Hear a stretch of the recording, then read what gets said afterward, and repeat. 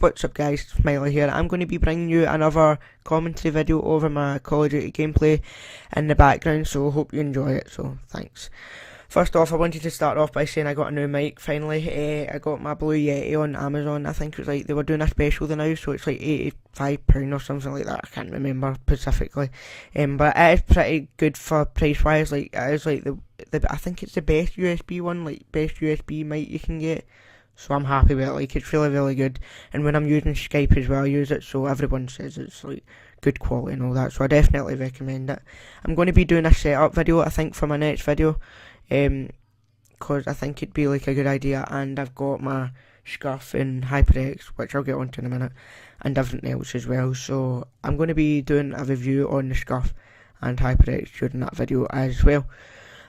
So yeah, I also wanted to say thank you very much to Jack or Akachilla, because he made me my layout. It's going to be over there, and then my name's underneath here. So thanks very much, Jack. I really appreciate it, buddy.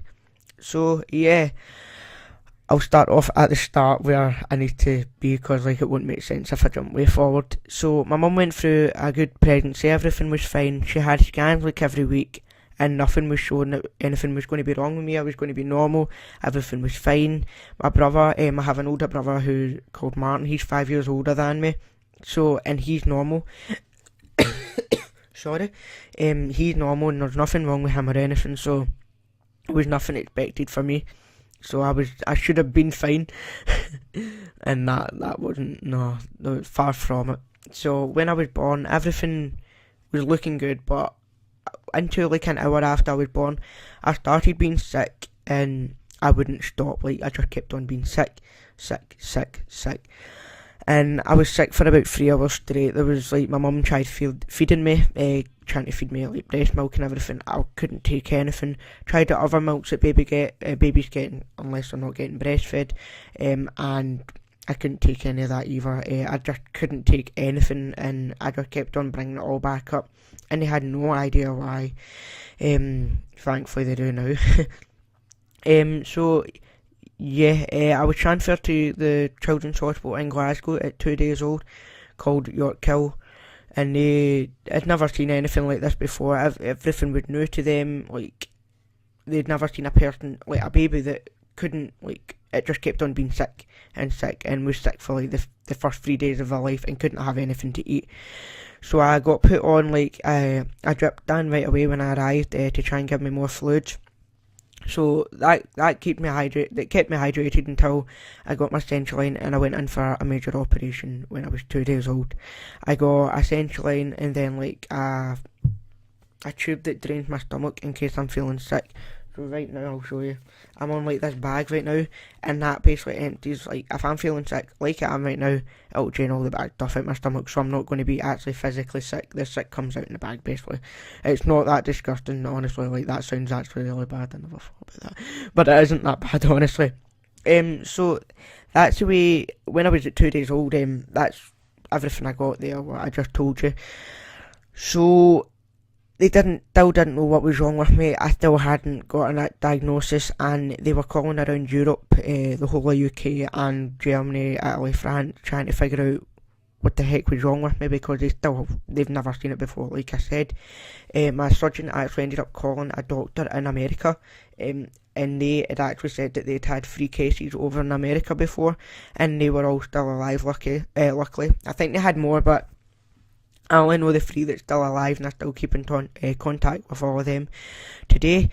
So it's called, right, here we go, total intestinal Hirschsprung disease, which basically means that I have no nerves in my intestines at all. Like, you have your large intestine and small intestine. Your large intestine processes all your food basically. So if like you eat anything, like, it passes through obviously and like gets digested into you, and you take all the good stuff and the bad stuff, you know where that goes. So unfortunately, my intestines don't work at all, period, no nerves, so like nothing could pass it. So I'll kinda explain it. So like, I'll use this. So basically, like, your intestines like that, and it functions like this, so it pulses in and out. That's what the nerves do to it. But for me, like, because I had no nerves, like, the food was like, would come this way, obviously, it would come through here. But whenever it happened, like, it would hit this wall. Because I had no nerves, there was no pulsing action. so it sat like that the whole time, and still does. And whenever food hit it, that was it. Like, it hit it and come back up. I was sick right away. Like, so no food would pass through me at all. And whenever I try food, even today, like, I can have food, but I don't digest it, and I bring it all back up, and I end up sick like 2 hours later. I was watching the Super Bowl on Sunday with all my family, and I went and grabbed a packet of Quavers out the cupboard in the kitchen. I really enjoyed it, really nice taste, but 2 seconds later I was sick, and I was up that whole night being sick because my stomach like ate too much on my stomach, because it's not seen food before. Like, it has seen food, but because my nerves don't take it in, everything just comes right back up and it can't cope. So it's kinda crappy in a way, but I don't really care. Like, I never, like, this is right, quite good. I tell everyone this all the time. Like, I've never felt hungry. So, like, when everyone watching this, like, you're like, right, I really need lunch or need dinner, breakfast or tea or whatever. I've never felt like that in my life. I've never felt like I need food. I don't even know what it is like to feel like you need food. I felt like, firstly, obviously, like, dehydrated before, because if I can't get enough fluids into me, then I don't get, like, the stuff into me, obviously, and I'm dehydrated. I've been, like, run down quite a lot recently, so tired and not well, and because of that, I've got the cold sore on my face. I end up, like, when I get run down, everything just, like, cold sores and all that, and I end up being sick. So it's kinda crappy, but that's just the way of my life, and I don't really care. So I'll show you something here. At night time, when you are all in your bed and I'm in my bed, I get this. It's all my calories, my nutrients and everything, and like potassium and I'll read what it says. Calcium. Don't know what the heck that is. Sugar. Chloride, sodium, magnesium. That's a good one. That one. Copper.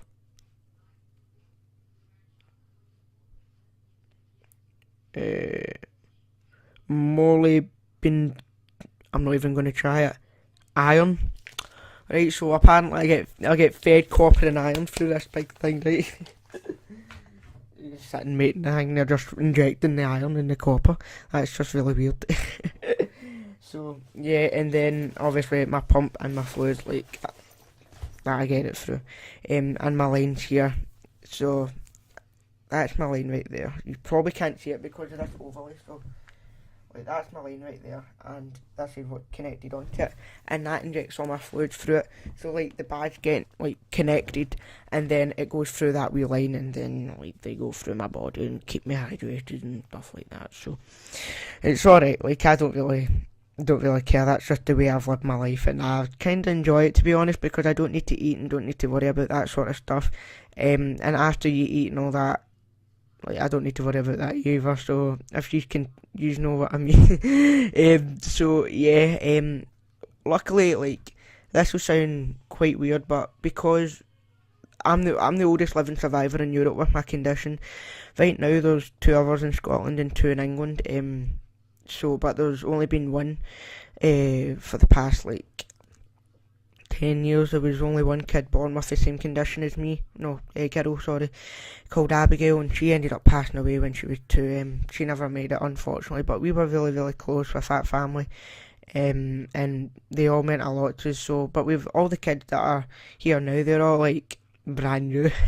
They're all like 2 and younger and that stuff, so they're all doing great, which is great news, because it kind of shows how much like life is improving for younger kids with all the new technology and medicine and everything, which is great. So I'm happy for all them.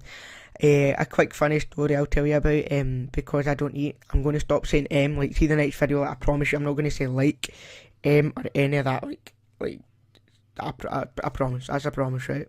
I'm not going to be able to keep it. Anyway, when I was, before, like, I won a lot of awards and all that because of my condition, so I've actually been and met the Queen, and I've also been in 10 Downing Street for dinner with Tony Blair. So when I got in 10 Downing Street, he said, "What do you want for dinner?" I'm 4 years old at this point, right, and I won Child of Courage, which is a big Masters award in the UK, and I don't eat, so he's like, what do you want for dinner? And I'm just sitting there like a 4-year-old kid going, I don't eat, sir. And the Prime Minister's like, alright, are you okay? I'm sorry. And funnily enough, Tony Blair brought his wee son down who had Thomas the Tank Engine toys, and I dig Thomas, like Thomas was like the man like when I was younger. So we sat and played with Thomas the Tank Engine toys and all that. So it's great fun. Like I've done a lot of cool stuff just because of my condition. So I've touched like like I touched a lot of people as well. Not that way, like that probably came out really badly. But no, a lot of people, like I've started my own charity called Samuel Smile, because like I've had 70 operations so far, and I'm always known for my smile. Well, that's what my mum says anyway, right? So it was set up to help kids with diseases, and we've raised over 20,000 and gave them like wishes and all that. So it's been good. Like I've enjoyed it. My life has been good so far. I've been had like in my eyes a normal life. So this video's kind of dragging out quite a while. So I'm sorry. Anyway, I'll let yous all head. And if you like the video, please like, subscribe and comment or whatever. I really appreciate it if you've actually stayed this long to watch the video. So thanks again, lads. Take care, and I won't say and like next video. Peace.